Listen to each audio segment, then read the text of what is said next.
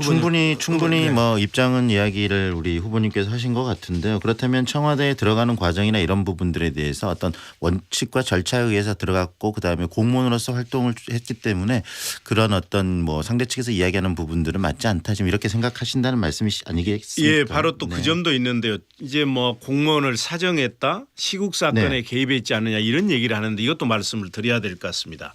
제가 발령받은 청와대는 비서실이 3개였습니다. 저는 이제 3부에 근무를 하고 있었습니다. 아니 2부에. 제가 근무하고 있던 2부는 무슨 얘기를 했냐면 공무원의 부정부패 방지, 청렴도 제고 이런 것을 그 제도 개선을 하는 데였습니다. 이게 부처하고 관련된 일이고요. 지금 상대방에서 얘기하고 있는 공무원 사정이나 시국 사건은 그때 민정비서실이 따로 있었습니다. 그리고 사정 3부에서 했기 때문에 저와는 전혀 관련이 없다 하는 네. 말씀을 드리고요. 또 하나는 무슨 청탁에 의해서 들어갔지 않느냐 이렇게 말씀하신 분이 있는데요. 제가 이제 실은 공무원 생활하면서 중요한 데서 일을 많이 했지 않습니까? 3번이나 차관급을 하고 3번이나 장관을 했지만 네. 저는 한 번도 누구의 부탁을 해서 승진하거나 자리를 옮겨본 적이 없습니다. 저는 그렇게 살지 않았습니다. 제가 소위 학연, 혈연, 지연 때문에 피해를 보았기 때문에 생리적으로 청탁이 부탁에 대한 거부감이 있고요. 그래서 이것도 이해를 해 주시면 좋겠고 오늘 아침에 보니까 또 상대방에서 제가 이제 전두환하고 어떤 분이 사진을 찍었어요. 그걸 제 사진인 것처럼 해서 강주 전역에 유포하고 있습니다. 저는 개별적으로 전두환을 한 번도 본 적이 없습니다. 네, 알겠습니다. 그 사진은 전혀 다른 사람이라는 걸 네. 분명하게 밝힙니다. 후보님 이 부분에 대해서 굉장히 길게 이제 이야기하시는 예, 게 예. 그만큼 또 이 선거에 그렇습니다. 쟁점이 예, 되고 예. 있어서 그러지 않는가 싶고요. 충분히 좀 이야기를 하셨다는 생각이 듭니다. 유권자분들께서 많이 판단을 하실 거라는 생각이 들고요. 예, 또 예. 더불어서 더 본부장님께서 질문을 이어가 주시죠. 네, 너무 장황하게 설명을 하셔가지고 우리가 판을 깔아드린 거 아닌가 생각도 드는데 죄송합니다. 아마 예. 내일 또 상대 후보 나오면 또 하실 말씀이 있으시리라고 보고요. 일단 짧게 가겠습니다. 지금 예. 3번째 광주시장에 도전을 하시고 계시는데 그 이유 그리고 지난 총선 이후에 분명히 그렇게 말씀을 하셨죠. 광주 정치를 이제 떠날 때가 된 것 같다. 사실상 은퇴를 시사를 했었는데 그걸 번복하게 된 그 배경 자꾸 얘기가 되고 있습니다. 말씀을 해 주시죠. 우선 약속을 지키지 못하고 이번에 시장 출마한 점에 대해서는 시민 여러분께 죄송하게 생각을 합니다. 그렇지만 강주 발전이라고 하는 큰 틀 속에서 이해를 해 주셨으면 좋겠고요. 저도 이번에 나오기까지 많은 날들을 고민을 해야 됐죠. 제가 일자리위원회 부위원장 하고 있을 때 많은 시민들이 전화로 또 어떤 분은 문자로 또 어떤 분은 직접 찾아오셔서 강주에 내려와서 일자리 만들어라. 그리고 강주 경제 살려라. 일자리위원회는 대안이 있지만 강주에는 대안이 없지 않느냐. 이런 이제 간곡한 말씀을 해 주셨습니다. 그래서 저는 결국 이건 저에게 주어진 숙명이고 운명이다. 제가 출마하는 것이 때로는 저를 도닥거려 주시고 때로는 질책해 주시면서 네. 오늘의 이용섭을 키워주신 고향분들의 은혜에 결초 보은하는 길이다 이렇게 생각을 했고요.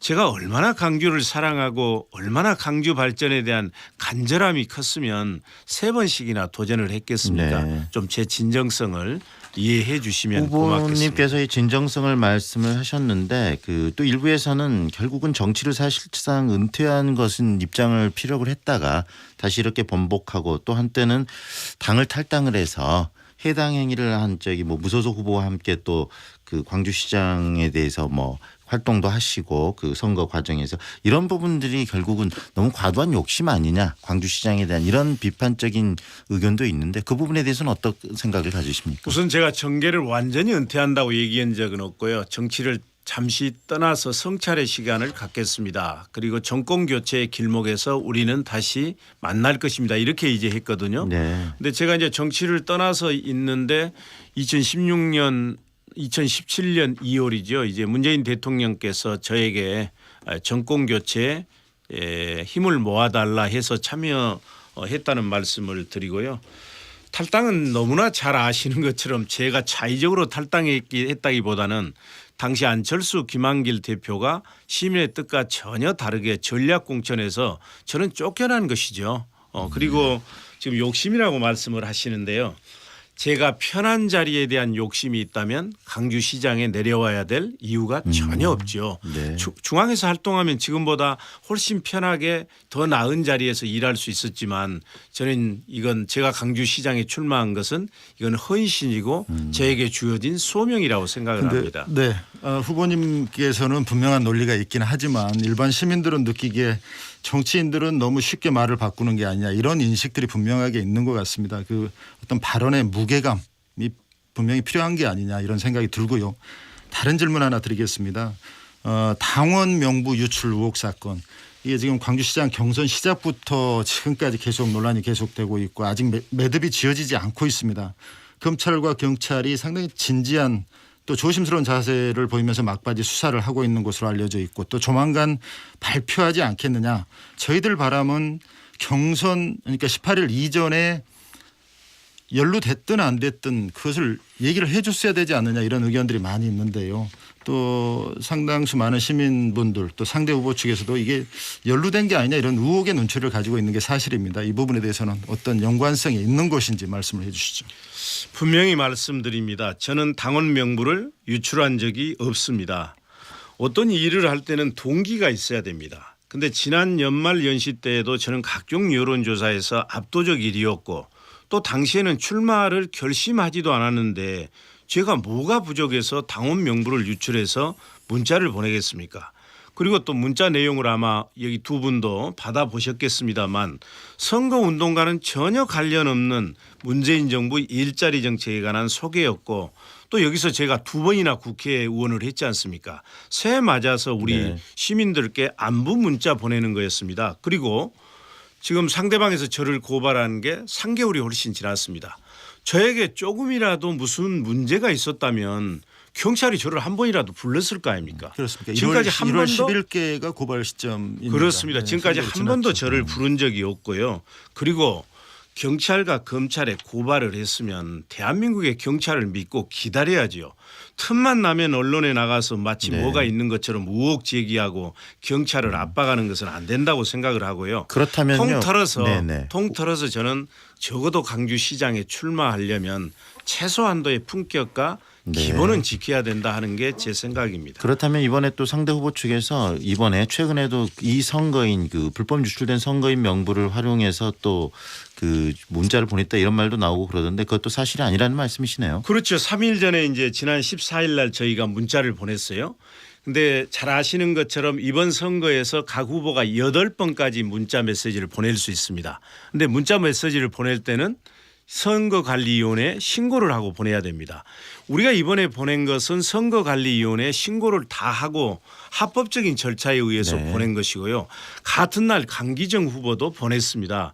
왜 우리가 보낸 것은 문제가 되고 자기들이 보낸 것은 문제가 안 되죠? 저는 이것도 너무 심한 네거티브다 이렇게 생각을 합니다. 벌써 이렇게 이야기를 하다 보니까 일부를 좀 맞춰야 될 시간이 됐습니다. 본부장님 혹시 뭐 짧게 일부 마지막 뭐 가름하실 질문 있으시면 네, 그럴까요?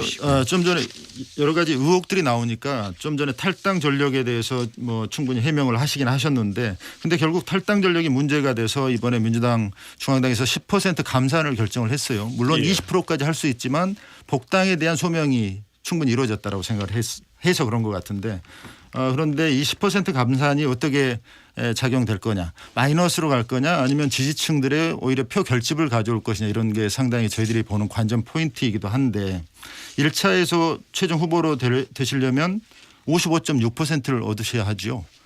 예, 어떻게 보십니까? 이 10% 감산에 대해서. 그런데 이제 당이 당무회의에서 당이 요청해서 복당하는 경우에는 감산을 하지 않는다 규정까지 만들었거든요. 그런데 잘 아시는 것처럼 저는 문재인 당시 대표 그리고 김종인 비상대책위원장이 저를 요청해서 복당한 거고 제가 복당하는 날 두 분이 제 옆에 서 계셨고 네. 그리고 또 문재인 대표께서 환영 인사 말씀까지 하셨습니다. 그런데 저를 10% 불이익을 줬거든요. 그것도 제가 탈당할 수밖에 없게 만든 후보가 유리하게 그렇게 했습니다. 그래서 제가 얼마든지 문제를 달 수 있지만 문재인 대통령의 정부의 문재인 정부의 성공 그리고 당이 이번 선거에서 압승하기를 바라는 마음에서 일체 이의를 안 달았습니다. 네. 저는 시민들의 이용섭 대세론에 영향을 미치지 못할 것이다. 오히려 저를 걱정하고 광주를 걱정하는 시민들이 이것을 계기로 해서 똘똘 결집해주면 1차에서 네. 무난히 이길 수 있을 것이다. 이렇게 결선 안 생각- 가신다는 말씀입니다. 예, 예. 네, 10% 감산에 대해서 결 뭐 그렇게 깊게 생각하지 않는다. 충분히 이길 수 있다는 말씀으로 정리를 하고요. 시선 집중 광주 6.13 지방선거 이 기획 광주의 미래를 말한다. 더불어민주당 광주시장 경선을 앞두고 예비 후보들을 만나고 있는데요. 오늘은 이용섭 예비 후보와 함께하고 있습니다. 잠시 후 2부에서 뵙겠습니다.